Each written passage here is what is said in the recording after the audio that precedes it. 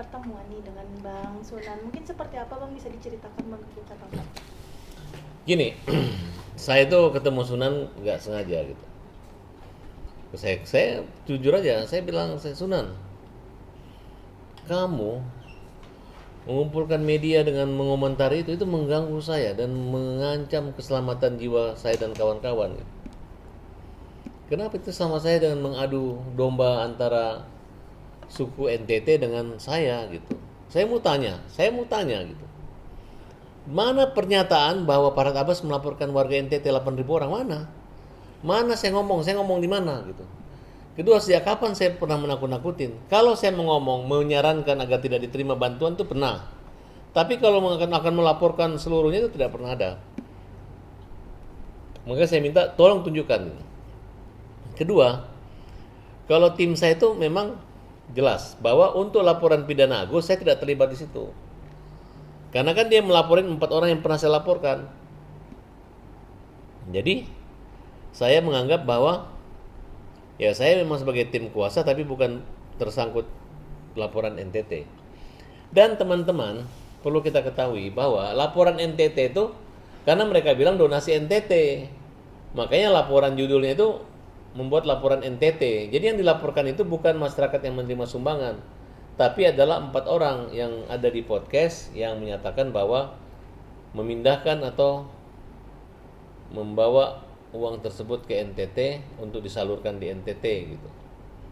Nah kalau dalam hukum pidana kan, kalau mau dicari kesalahan-kesalahan sih bisa-bisa saja, tapi nggak mungkin lah 10 orang masuk jadi tersangka hanya gara-gara menerima bantuan gitu. Siapa yang paling bertanggung jawab dominan di situ? Kan sudah ketahuan jelas yang bertanggung jawab hanya satu orang. Bebannya ada pada satu orang gitu. Nah silakan. Kalau masyarakat NTT punya rasa kepedulian dan keprihatinan terhadap Agus, ya silakan juga bantu kami menuntut orang-orang ini gitu.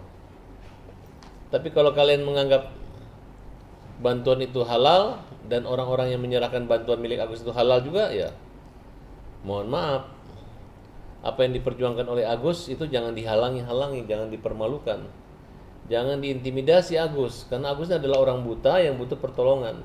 Kenapa Farhad Abbas hadir di situ? Karena Farhad Abbas membela kaum yang lemah. Kalau namanya orang buta itu, kalau ada yang bilang orang buta itu bukan orang lemah, nah saya patut pertanyaan sama kalian gitu. Agus ini orangnya tulus-tulus, polos-polos, bukan poles-poles. Kalau yang kita laporkannya orangnya poles-poles, ya. Yang mana mereka tidak terbuka bahwa mereka dapat teguran dari Menteri Sosial. Hei yayasan, mana auditnya? Jangan dibagi uangan ke bawah Agus. Tidak dilaksanakan. Di mana Anda? Di NTT. Begitu pulang klarifikasi, habis uangnya. Kemudian melaporkan. Apa dasarnya, alasannya? Silakan.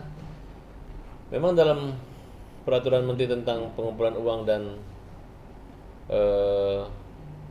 barang itu peran undang-undang di situ cuman dendanya 10.000. Bahkan mereka dengan gagahnya akan membayar 10 kali lipat.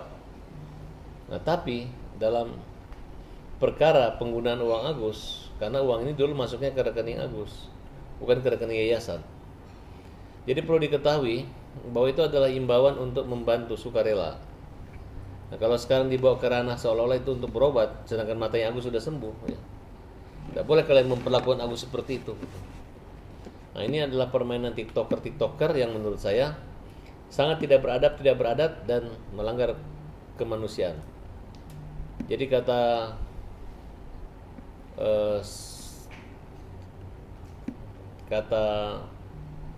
bukan kiasan ya, semboyan dari bangsa Minahasa, pas Samratulangi, situ tumau tau, kalau nggak salah ya. Jadi kalau jangan merasa jadi manusia kalau tidak bisa memanusiakan manusia, kira-kira seperti itu. Nah jadi di sini pesan moral di sini, kalau kalian mengobok-abrik, mengacak-acak, menzolimin, menganiaya si Agus yang buta, ya bagaimana rasa kemanusiaan itu ada? Nah jangan dianggap dengan mengorbankan satu mata Agus kemanusiaan bisa ditutupi dengan 1000 korban kemanusiaan lainnya gitu. Nah, bagi kami sih Karena ini pertanggungjawaban hukum yang suatu saat kalian misalnya salah menerima juga bisa kena, salah memberi juga bisa kena. Nah, kalau misalnya masyarakat NTT bisa menimbul kerusuhan atau kegaduhan yang ujung-ujungnya menyerang saya, nah saya minta yang bertanggung jawab ini adalah orang-orang yang membawa barang itu ke. Saya mengajak seluruh masyarakat NTT maupun tokoh idealis para akademisi, ayo bantu kami. Kami ini bukan mengobok-obok atau mempermalukan Nusa Tenggara Timur.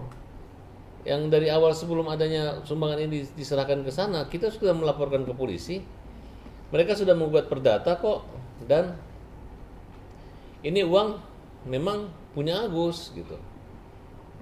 Nah, kenapa? Karena prosesnya itu ada videonya Denny Sumargo mengatakan bahwa uang ini dititip sementara ke Novi.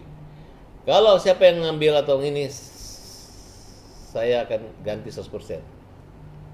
Jadi uang ini akan diganti oleh Denny Sumargo udah berkali-kali gitu. Tapi dan ditambah lagi akan disikat. Nah, sedangkan sekarang mereka yang sikat sendiri. Enggak tahu siapa yang harus disikat sama Denny Sumargo.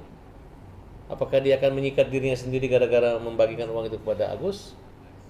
Atau mungkin dia melakukan aksi tutup mulut untuk tidak ditanya-tanya kenapa uang itu habis. Nah, oleh karena itu tim pembela kaum lemah itu selalu hadir abadi bersama dengan para orang-orang kaum lemah yang hak-haknya terabaikan, yang hak-haknya diambil, dirampok, dicuri orang gitu. Jadi ingat, kami ini mengejar maling, bukan minta diteriakin kami jadi maling. Kira-kira seperti gambaran kiasannya gitu ya. Oleh karena itu, di sini sudah jelas bahwa dari awal orang yang mengaku awalnya lawyer daripada yayasan Novi, kemudian dia jadi lawyer donatur, kemudian mereka berkolaborasi bersama-sama, seolah-olah itu adalah mewakili, terutama namanya Pablo ini. Pablo ini memang jadi catatan kita sendiri gitu. Pablo, kamu ngaku pengacara, tapi kok nggak pernah sidang, nggak pernah datang sidang berhadapan dengan gue nih. Jangan lu yang sidang anak buah lu pakai kantor orang, tapi yang ngomong analisa lo gitu. Lu sadar nggak bahwa yang terjadi kemarin itu kamu telah menghabiskan uang dana yayasan dana Agus sebelum gugatan dicabut. Kamu pikir gampang mencabut gugatan itu? Mau silakan aja, tapi kita punya pertanyaan. Surat kuasamu mana? Kenapa cuma 2? Hebat banget, lu mewakili 500 orang, yang tanda tangan cuma 2 orang, lu ngaku class action apa? Ya. Kemudian lu meminta dan menyetujui uang itu habis. Kemudian laporan penanggung jawab lu terima, nggak ada masalah. Kamu siapa? Ini orang harus diperiksa. Kita minta diperiksa. Nah, kalau pengacara yang lain minta ditangkap, ditahan, itu urusan pengacara itu dengan mereka. Tapi saya pribadi, coba masyarakat lihat cara ngomongnya deh. Yang mana pengacara beneran, yang mana pengacara onaran. Bisa kelihatan kan? Nah, jadi kalian harus lebih teliti. Bahwa Agus ini diobok-obok. Orang bilang Agus harus dapat oleh-oleh, tapi ini diolah-olah, ya kan? Kira-kira seperti itu. Nah, jadi kita meminta agar pihak kepolisian, kasus ini sudah menjadi atensi dan akan dipercepat. Karena mereka tidak menghargai Menteri Sosial, mereka tidak menghargai Dirjen, mereka tidak menghargai Agus. Uang habis. Nah, sekarang mereka bilang kalau kalah akan menggantikan, ngapain? Tidak seperti itu. Di sini saya lihat ada anak buahnya Pablo ya. Oh iya. Tandain. Enggak apa-apa, yang penting beritanya netral gitu ya. Bang, masih soal tim Abang nih Bang, yang lagi viral Bang, kan dia kan mengatasnamakan Abang ya.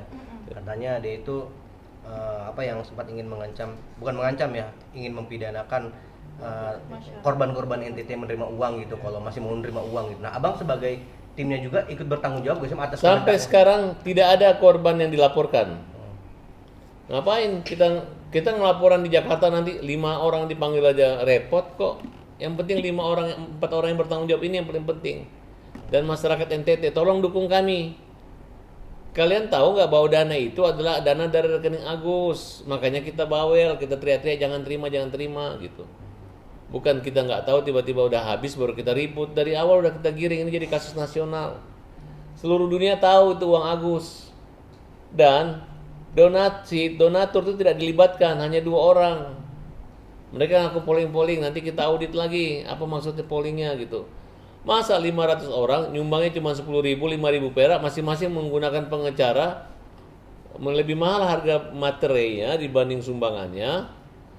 Mereka untuk membuat Agus. Agus itu uangnya 1,3 miliar udah habis. Digugat lagi diminta 1,3 miliar. Dilaporin pidana lagi diminta kembali 1,3 miliar. Coba lihat. Kalian kalau ada dapat pengacara seperti itu, kalian bilang pengacara hebat ya? Hebat nggak kalau seperti itu buat kalian? Ribet. Lawan Farhad Abbas saja mereka begitu, apalagi lawan rakyat lemah. Nah, disitulah Farhad Abbas hadir untuk membela kaum lemah gitu.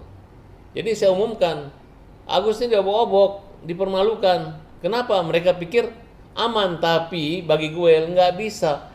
Lu nggak bisa jadikan ini sebagai konten kreator yang lu ambil untuk menaikkan elektabilitas, popularitas kalian di media sosial. Tidak bisa.